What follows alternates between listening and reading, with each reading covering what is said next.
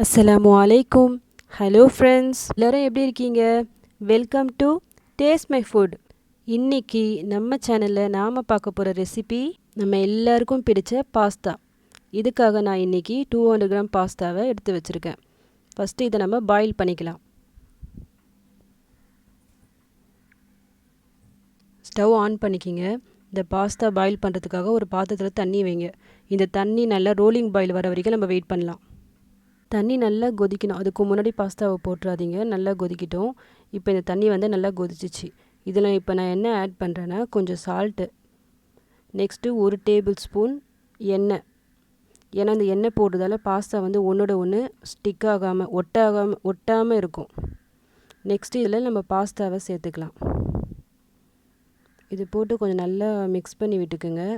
Pasta over cook ஆக வேண்டாம், முக்கால்வாசி வெந்தால் போதும்.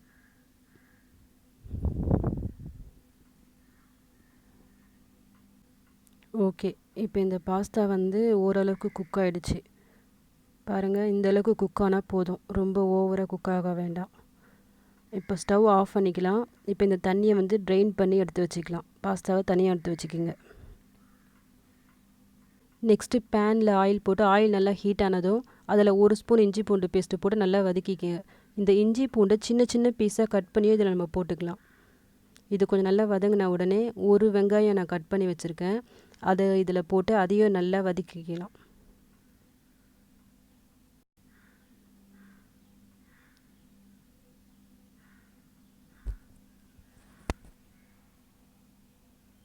வெங்காயம் வதங்கிச்சு. நெக்ஸ்ட்டு இப்போது தக்காளியை போட்டுக்கலாம்.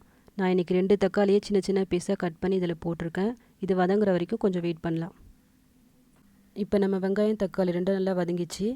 நெக்ஸ்ட்டு இந்த ஸ்டேஜில் நான் இதில் என்ன ஆட் பண்ணியிருக்கேன்னா, வெஜிடபிள்ஸ் போட்டிருக்கேன். என்னென்ன வெஜிடபிள்ஸ்னால், கோஸ், கேரட், கேப்சிகம், இந்த 3த்துலேயும் கொஞ்சம் கொஞ்சம் நான் போட்டிருக்கேன். இது ஓவர் குக் ஆக வேண்டாம். வெஜிடபிள்ஸ் ஒரு 80 to 90% வந்தால் போதும். இந்த வெஜிடபிள்ஸ்லாம் ஓரளவுக்கு குக் ஆகிடுச்சு. இப்போ இந்த ஸ்டேஜில் நான் என்ன இதில் போட்டிருக்கேன்னா, 2 டேபிள் ஸ்பூன் டொமேட்டோ கெச்சப் போட்டிருக்கேன், 1 table spoon chilli sauce, 1 table spoon soya sauce போட்டிருக்கேன். இது எதுவுமே உங்கள்கிட்ட இல்லைனா நோ ப்ராப்ளம், விட்டுருங்க. ஜஸ்ட்டு சில்லி பவுடர் மட்டும் போட்டுக்கோங்க. நான் ஜஸ்ட்டு ஒரு ஃப்ளேவர் அண்டு டேஸ்ட்டுக்காக தான் நான் போட்டிருக்கேன். இதை நல்லா மிக்ஸ் பண்ணிவிட்டு இதில் கொஞ்சம் சால்ட்டு போட்டுக்கோங்க. சால்ட்டு கொஞ்சம் பார்த்து போடுங்க. ஆல்ரெடி நம்ம பாஸ்தா பாயில் பண்ணும்போது அதுலேயும் கொஞ்சம் சால்ட்டு போட்டிருக்கோம். ஸோ சால்ட்டு கொஞ்சம் பார்த்து போடுங்க.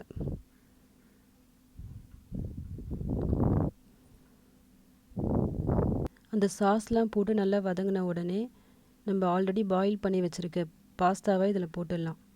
பாஸ்தாவை இதில் போட்டு நல்லா மிக்ஸ் பண்ணிக்கிங்க. மிக்ஸ் பண்ணும்போது கொஞ்சம் சாஃப்டாக இது பண்ணுங்கள், எல்லாம் உடஞ்சிரும் பாஸ்தாலாம். இந்த பாஸ்தாவெல்லாம் நல்லா இப்போ எல்லா இடத்துலையும் நல்லா கோட்டிங் வர மாதிரி நல்லா மிக்ஸ் பண்ணிக்கிங்க. அந்த மசாலாலாம்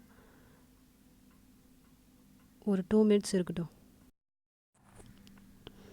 ஒரு 2 மினிட்ஸ் கழித்து இப்போ நம்ம இதில் என்ன சேர்க்க போகிறோன்னா, ஒரு ஸ்பூன் பெப்பர் பவுடர் நான் இதில் போட்டிருக்கேன். மிளகுத்தூள் 1 ஸ்பூன் மிளகுத்தூள் போட்டிருக்கேன்.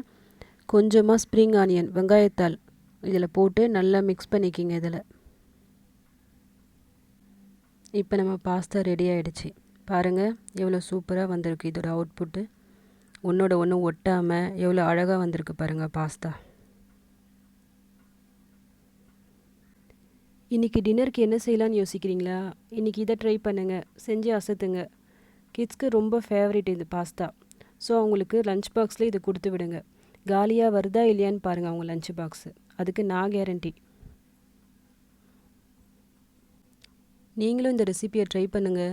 எப்படி வந்துச்சுன்னு கமெண்ட்ஸை சொல்லுங்கள். இந்த ரெசிபி உங்களுக்கு பிடிச்சிருந்தா லைக் பண்ணுங்கள், ஷேர் பண்ணுங்கள், கமெண்ட் பண்ணுங்கள். மறக்காமல் சப்ஸ்கிரைப் பண்ணுங்கள். தேங்க்யூ.